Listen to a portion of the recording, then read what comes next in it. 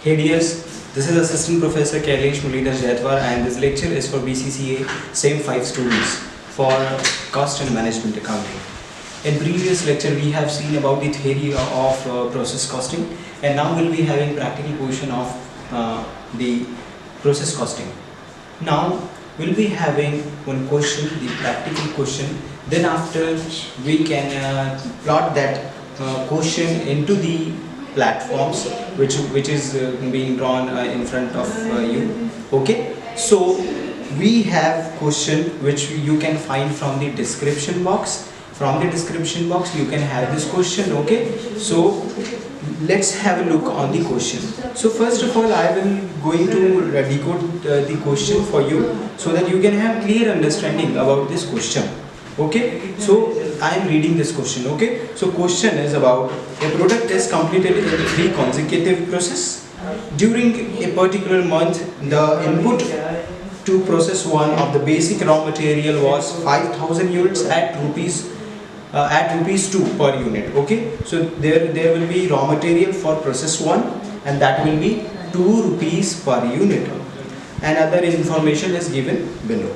So we have one tabular information in which you can find 4 columns in which we can have particular process 1, process 2 and process 3 information. So in the particular section we have first thing output. That means this will going to the output which will become the output for particular process. After giving input by the process, that will become output. So what will be the quantity, what will be the amount for that we will going to have in our question. Okay, so we have output in process 1, process 2 and process 3. Then we have normal loss as percent of input. So if we are manufacturing something, so that means there are very much possibilities that we might be losing some short of quantities while we are in the duration of manufacturing. So this is the possibility and this is considered as normal loss. Okay, then after we have scrap value per unit, and this scrap value which will be for given scrap value per unit will be 1, 5 and 6 respectively for particular processes. Okay, then we have the next thing, and that one is direct wages. So we have now expenses, direct wages and direct expenses, which is given in the tabular form for particular processes. So for process 1 wages will be 3,000, for 2 5,000 and for 3 8,000, and the last, the direct expense which is given over there, that one is 9,750 for process 1, for 2 9,910, for 3 15,560. Okay, now we have some information given just behind the table, and that one is overhead rupees 32,000. That will be total. Okay, and this total overhead will be charged on the basis of direct wages. Okay, this is chargeable on the basis of direct wages, and there were no opening or closing WIP stocks in this question. Compile 3 process account and finish stocks with deal of abnormal loss and abnormal gains where applicable. Okay, so wherever we will be requiring to we are requiring to calculate the amount for abnormal loss and the amount for the abnormal gains, that we will going to calculate in the respective processes. Okay, so let's have a solution for this question. So first of all, this is your question, and in this question we have 3 processes. So process 1, 2 and 3. Okay, so these all are the process in which I will going to put some input.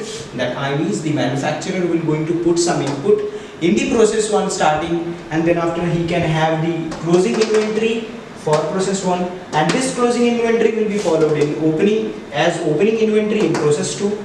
Then we'll be having closing inventory for process 2, and this closing inventory will become opening inventory for process A.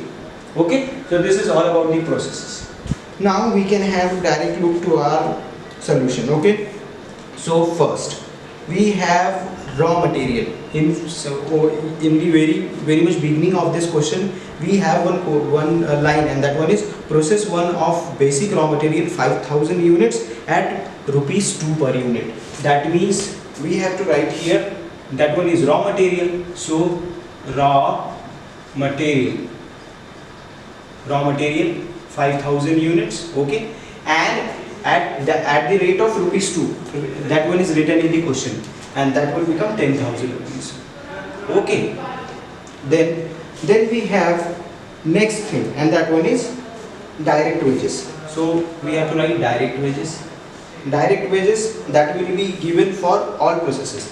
So D wages, that means direct wages, and the direct wages is rupees 3000, and no any input over there. We have, then we'll be leaving some space for the opening inventories, and we can write over here the direct wages. So direct wages will be 5000 for this. Then we have direct wages for process 3. For process 3, 2 direct wages. Direct wages, and that one will be 8000, okay. That is how you have put the direct wages. Then we have direct expenses. So 2 direct expenses, and the amount for that one is 9750. Then we have 2 direct expense amounting 9910, okay. You have to just post this information into the requiring data set, into the requiring tables, okay. So this is direct expense, that one is 15,560, okay. Then we have some other information given in the line, and that one is overhead 32,000, that will be charged on the basis of direct wages. So 32,000, how we can calculate 32,000, and we have to calculate, we are calculating this for process 1, okay, and 32,000, that will be apportionate into the direct wages, okay. So direct, for the direct wages, the amount is 3,000, 5,000, 8,000. So how we can divide this into the portion of direct wages? So direct wages for process 3, we have 3,000, 5,000 and 8,000. So to divide this, what I can do? This is for process 1, so I can write 3,000. I am cancelling thousands, okay. That means this will become 3:5:8. In this proportion, you have to divide this amount. The 32,000 divided by 5 plus 3, 8 plus 8, 16. And this amount will, the amount will then 6,000. Okay. So that is how you can write over here to overhead. Overhead, and that one will be 6,000. We have 6,000. And for process 2, 32,000 into 5. This is for process 2, 5 divided by 16, and that one will be 32,000 into 5 divided by 16, and that one will be 10,000. Okay, so we can have 10,000 over here for process 2, and for process 3,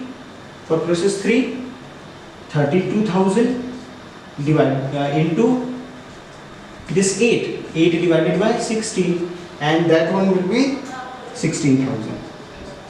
Okay, so 6,000 we have transferred. Now 10,000 to overhead, and amount is rupees 10,000. So 10,000 we can write over here. Then we have this process 3 overhead, that one is 16,000 to overhead, and amount will be 16,000. So that is how you can calculate this figures for overheads. Okay.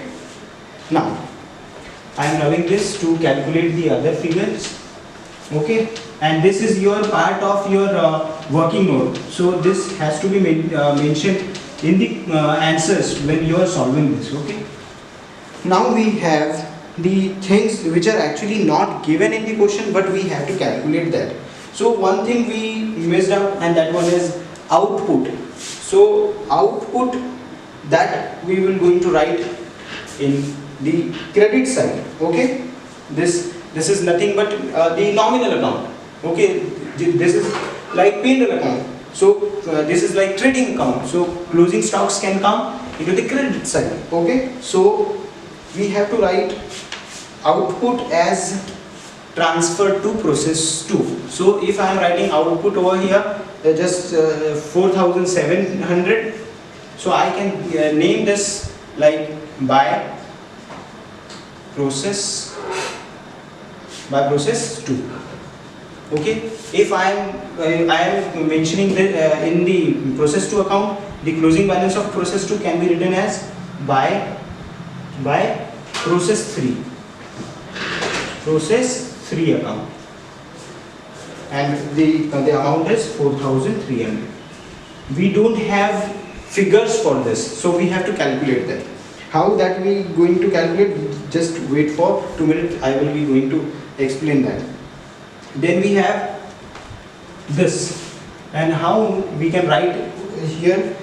We can write the closing stock like finished goods, and amount will be and not amount will be the output will be 4050. From where I am taking this? From the question itself.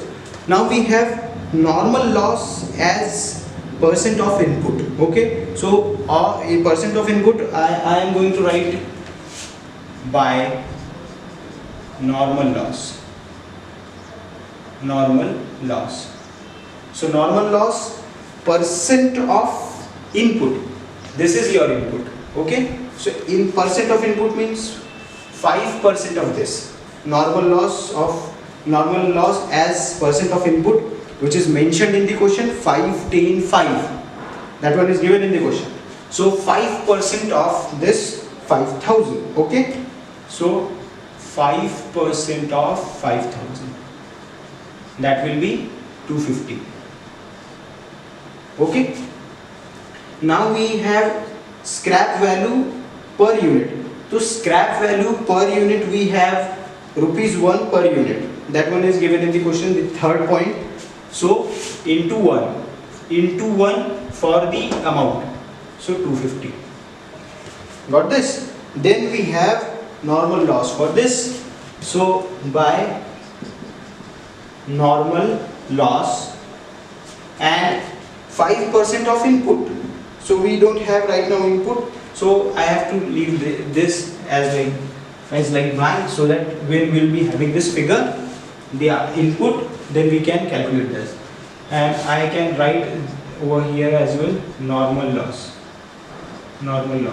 and that we will going to calculate after having this amount. Okay, so we have calculated this. Now we have to know, if here we have given 5000 as input, so there has to be the 5000, both sides should be tallied. So I am writing 5000 here, but you can find that the calculation of 250 and 7000, the sum of 250 and 4700 is not like 5000. So there is the balancing figure of 50 units. Okay, so this 50 units are called as by abnormal loss. Okay, after having normal loss, we also have abnormal loss. So how we can calculate figure for this actually? And this is somewhat hectic thing, because you don't have figure for this. So how we can calculate? So first of all, I have to calculate the debit side of this process. So debit side of this process is 28,750. Okay, 28,750 we have. Now we have here 5000, and now we don't have figures for this. So what can be the figure for abnormal loss. So to having figure for abnormal loss, we are calculating rupees. Okay, so how we can calculate this? So we have to take debit side, total of debit side 28,750, total of debit side 28,750. Okay, then after the quantity of normal loss, not quantity but the amount of normal loss, this 250 divided by this total number of debit, total units of debit, that means 5,000, minus normal units. Okay, normal loss units. So this is your rupees and this is your unit. Okay, how? Again I am telling you, debit side of process 1 here, and the amount of normal loss here, divided by 5,000, debits, total of quantity of debit side minus quantity of normal loss. Now you can have the amount rupees 6 per unit. So this is your per unit cost. Okay, so what you have to do, you have to multiply 50 into 6, and now you can have rupees 300. Done. So this is your balancing unit, and here you can have balancing amount. How you can get that amount? You just have to reduce down these two figures from this. Okay, so what can be the amount? 28,200. Okay, got this? So this 28,200 will be transferred over here, 28,200 with this figures, and this will be named as transfer from P1. Okay, transfer from P1. Okay, now we have understood the calculation of abnormal loss. Now we have to calculate normal loss for this. For normal loss we can have this information from question. Normal loss as a percent of input, 10% of in process 2. So 10% of input, so 10% of 4,070, that means 470. And what can be the amount? For the amount you can have figure of scrap value per unit for process 2 is 5. So you have to into 470 into 5, and that one will be 2350. Got this? Into 5 for the rupees, 2350. So now how you can calculate, you can balance out this. So we know that we are not tallying this because this is 4,770, this is 4,770.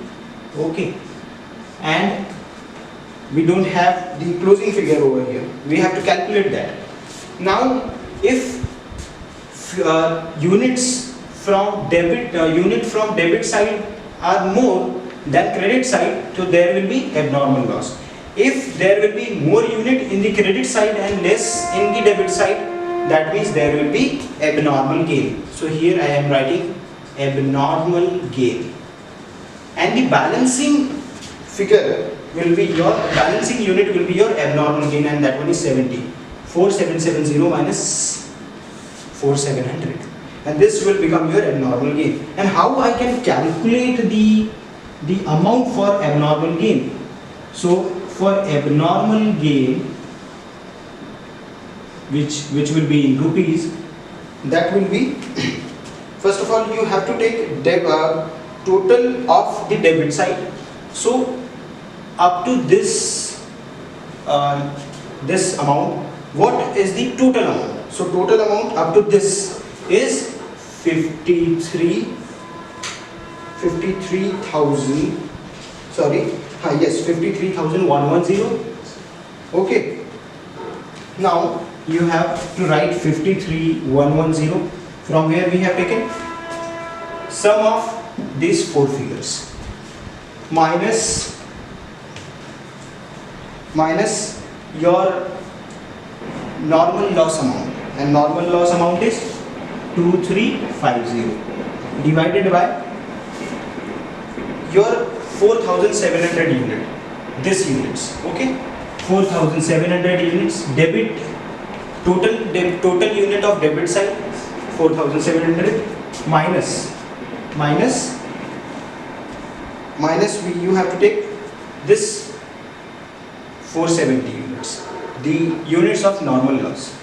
So that one is 470, and now you can have rupees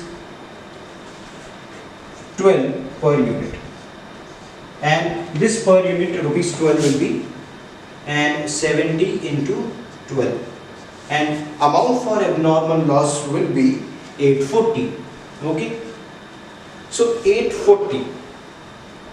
Now you can have the total of the debit side, that will be like 53,950, and now you have to reduce this figure from this amount, so you will be getting some balancing figure in front of process 3 account. So that will be 51,600. Okay, and your account will be tallied now. So that is how you can have this two process, and now you have to shift this amounts into the debit side of process C. That will be known as transferred from P2 4,300 and 51,600. Again, we have to find if there is an abnormal loss, if there is short of abnormal gain. Is there any kind of abnormal loss or gain? So yes, we can find by calculating the figure after calculation of the normal loss. So normal loss means percent of input, that means 5%, which is given in the question for process 3. Normal loss as a percent of input 5%. So not 5% of 4,300 into 5%. 5%, and that one will become 215, and at a price of rupees 6. Scrap value per unit is given over there 6 rupees into 6, and that one will become 1290. Okay, so that is how you can calculate normal loss. Now you have to find the if there is normal gain or loss. So the debit side is more than the credit side. That means there will not be abnormal gain. So here you can have 4,300, and now the debit side, total of debit side will be 91,160. So there is not abnormal gain, we have abnormal loss, because the debit side is more than the credit side. So we have abnormal loss over here, and the figure for abnormal, the unit for abnormal gain is 4,300 minus 215 minus 4050, and that one will be 35. And how we can calculate amount for this? So for amount, this was for process 1, this was for process 2. Now we are calculating our abnormal loss for process 3. Okay, that one will be in rupees. So how we can calculate that? We have to take total of debit side 91,160 minus amount of normal loss 1290 divided by total of the units 4,300 minus the units of normal loss 215, and the amount will be rupees 22 per unit. So that is how you can calculate a figure for abnormal loss. Okay. So this will be 35 into 22, 35 into 22, that will become 770. And now you can have the balancing figure of finished goods, and that how you can calculate that. So there will be 4,300 calculation will be tallied, and now you can have the balancing figure. And balancing figure, how you can calculate? 91,160 minus 1290 minus 770, that will come to 89,100. So you can have this figure. Okay, 91,160. So that is how you can complete this processes. Okay, so that this was the question which is given in your syllabus. So what we have did, we have just shifted all the contents into the process. Then after we have find, is there any abnormal loss?